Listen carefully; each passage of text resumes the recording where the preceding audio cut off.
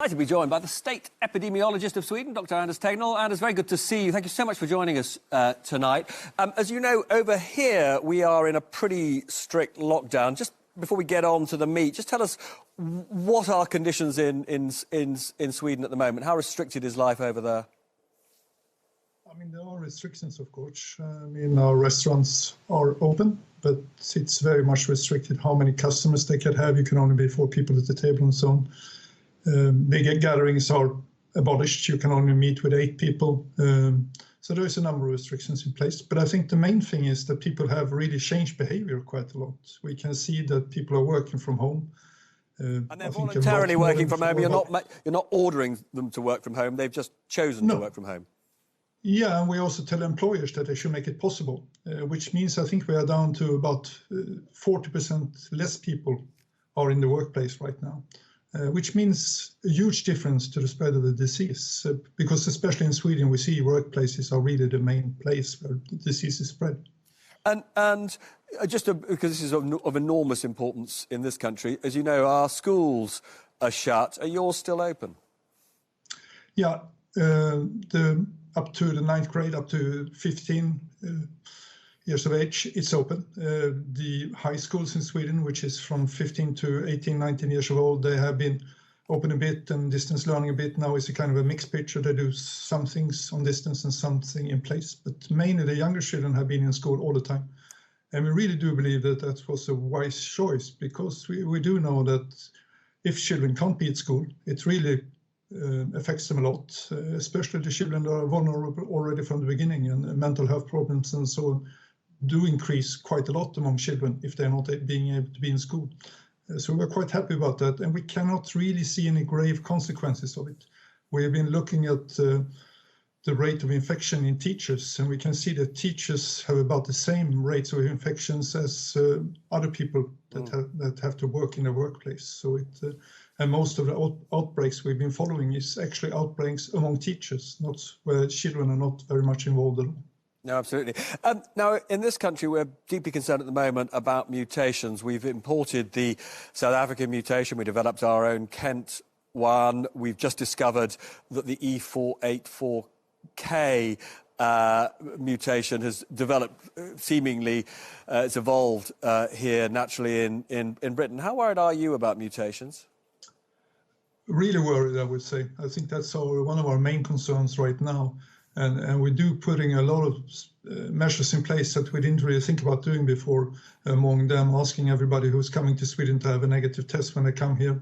And everybody coming here is then asked to stay home for the first week and taking a second day on the 5th day after they're coming here. We have found, I think so far we're up about 10% of the viruses that we find in Sweden are the UK variant.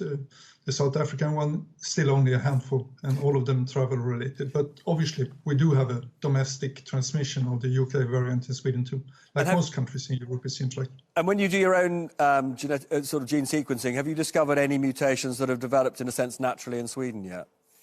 No, I mean, variations, yes, but no stable variants that have spread or showed any other kind of... Now, I've got so much more I want to talk to you about in just a moment, so if you don't go away, so much more to all the big questions to put to Dr. Tegnell and Dave Davis, Dawn Butler, so don't go away, because there's certainly lots I want to find out. See you in a minute. Welcome back. I'm delighted that Anders Tegnell, the chap who's in charge of keeping control of the COVID-19 virus in Stockholm and Sweden, excuse me, is still with me. Anders, I want to pick up on this issue of the challenge that these mutations are causing. What is your best estimate, I'm not going to hold you to it, of when things across, shall we say, the Western world will just feel a bit more like normal? I think, from our point of view, I think what we really will change the whole game is when we can get enough vaccine to vaccinate a substantial part of our population. I think it's only then that we really can talk about getting back to something called normal. In Sweden, we hope that we can offer most of the population vaccine before midsummer. So we are really hoping that we can have a little bit more normal summer and then avoid having another fall like the fall we've just been through.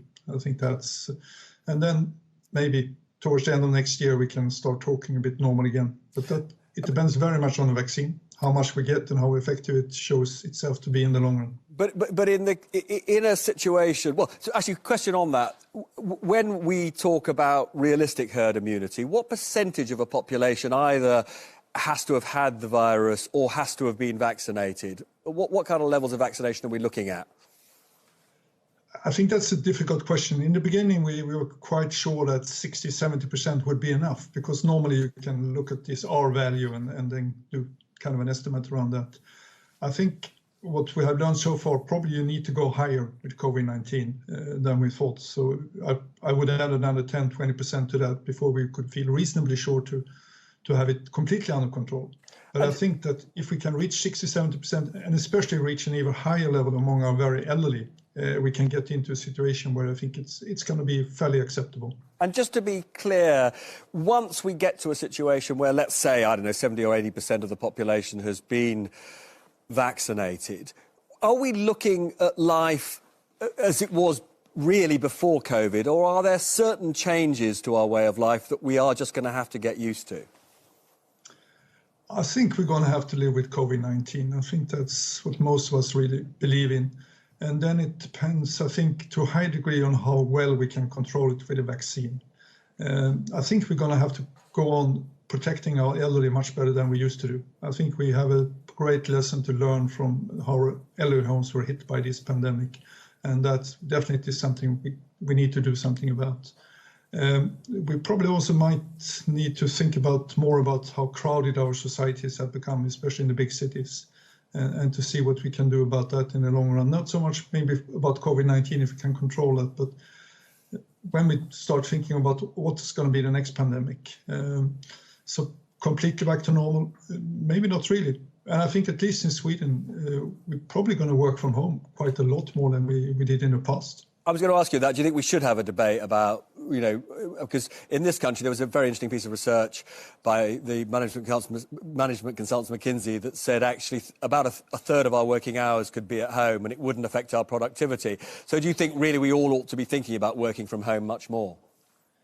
Yeah, I think in Sweden, as I said, we are down to about 50-60% of the workforce are still in the workplace and the rest on work from home. And I think in most places it's considered to work reasonably well.